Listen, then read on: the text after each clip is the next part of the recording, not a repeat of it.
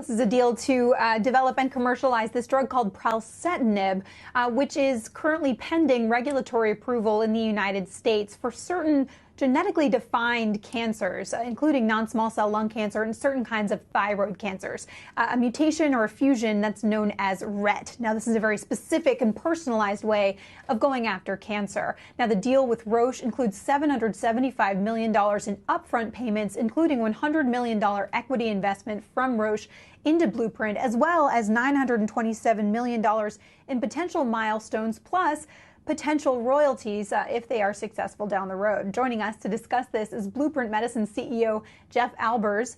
Jeff, it's great to see you. Tell us about what this deal does for your company. You're expecting potential approval by the FDA of this drug by November, is that right? Meg, thanks for having me on the show this afternoon. And the announcement today of a global collaboration between Blueprint Medicines and Genentech Roche is important news for individuals with certain forms of cancer that, as you mentioned, are driven by what is known as a RET mutation.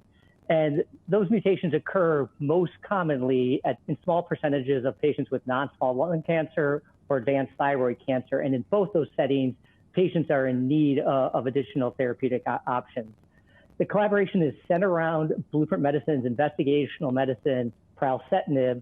And as you mentioned, we're in the process of waiting for regulatory feedback on what could be our first approval. How does this set you up in sort of competition with Eli Lilly and Loxo Oncology? They already have this RET-targeted cancer drug on the market, which got approval in May. I think there's three critical components of this collaboration. First off, it's going to allow us to bring pralsetinib to more patients globally more quickly. Secondly, one of the challenges with targeted therapies is finding the patients. It can often feel like looking for a needle in a haystack.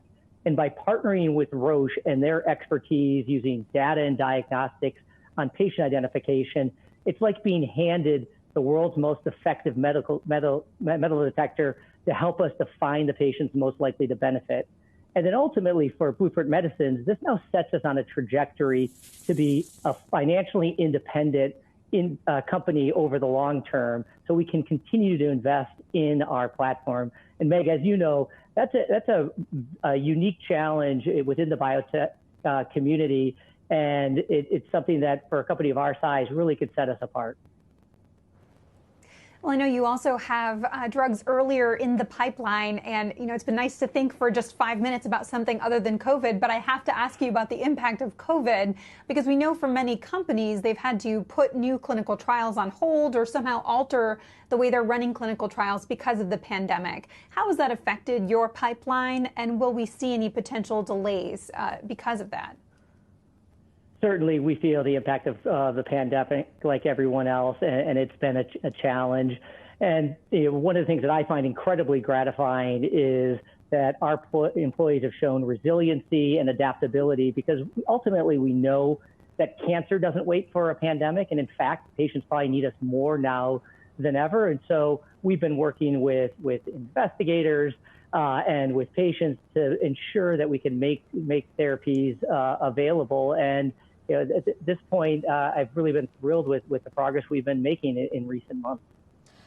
Jeff, in talking about the deal, analysts came away with the perception that there was strong commentary surrounding this deal regarding remaining independent. And there had been a perception that there was a takeout premium in your stock, the assumption that a bigger company would come in and be interested. What can you tell investors about your plans? I mean, does this mean, do those comments mean that you plan on remaining independent for the foreseeable future, that there are no deals that you're thinking of down the line?